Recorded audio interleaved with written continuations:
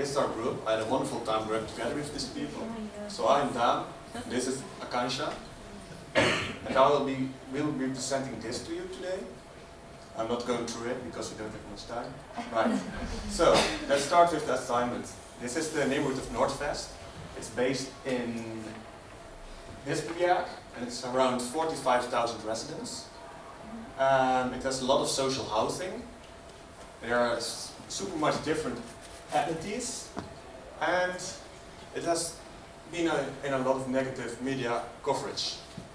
Right, so what's our assignment giver? It's the Babu Project Pulse, and it's a project by a social housing organization called AAB to get a healthier community. And they organize events in order to get people to interact, like cycling or baking. And at the moment they are a bit struggling to do this. So after this assignment presentation, we went walking around the neighborhood, and our observations were that it was a bit sad and not really appealing to live in. So, what are the problems of this neighborhood?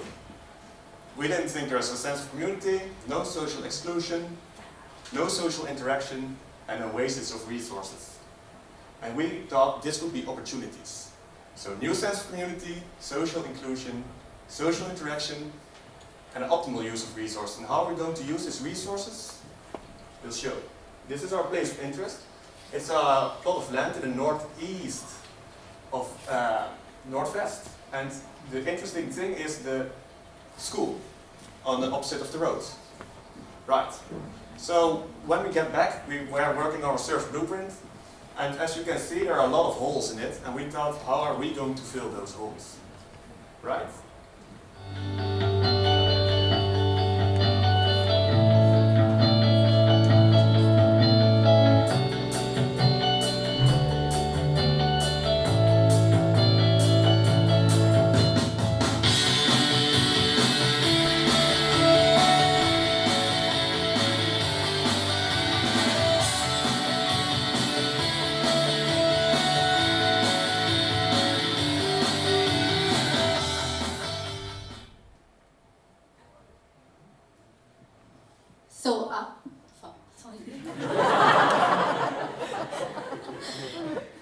So after this long process of mind mapping, brainstorming, and ideation, we decided to have a direction to our research. So we developed this aim: sharing knowledge, skills, education, mutual understanding, and respect could work as the central pillars for the balanced society that we hope for in this neighborhood. So to even have a niche, let's say, aim towards the final goal, we decided to develop a question to answer for ourselves. So we started asking, how might we use culture and diversity as an opportunity instead of a problem to integrate immigrants and Danish adults by providing a social space system that regenerates unused public spaces in Northwest, but with children as the starting point. What do I mean when I say children as the starting point, right? Let's say this kind gentleman here has 2 kids. These 2 kids are playing in the park and they build something they're proud of. They go to their parents, tell them about it, they go to the other kids and tell them they could do this.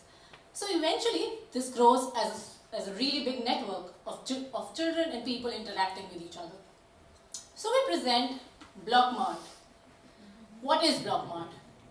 Block Mart is a system that introduces colorful building blocks that are easy to lift and move around for children, to make furniture and layouts, to organize a market space in dedicated public spaces or parks, like the one that Dan mentioned before. So as a result of this, parents and adults would come together to help their children build more, or use it as a market to sell their products, for example, food from different cultures, or even they could use these blocks to build, I don't know, a skating ring, a playground, anything that could really help the community. But we don't want them to just wander off directionless. So we made the Block Mart manual.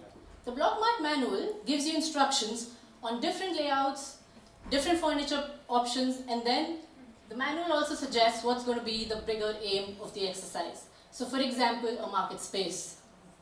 So let's look at the customer journey. Let's look at the journey of Tom.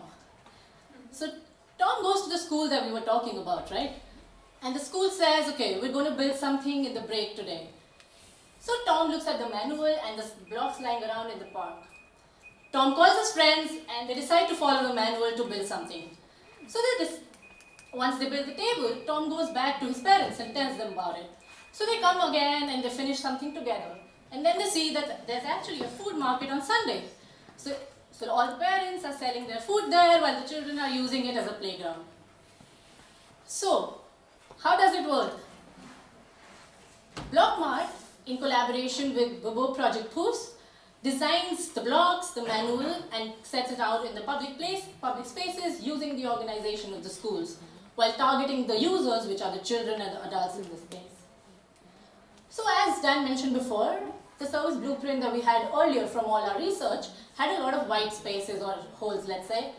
So with Blockmart, our intervention is to actually provide more touch points. As you see, there are a lot more touch points introduced. There's a lot more front stage and backstage interaction between people. So what is the benefit of all of this, right? Social integration, positive media coverage, because that's something that's really important for this area, regeneration of public spaces that could empower neighborhoods. Thank you. Oh, good.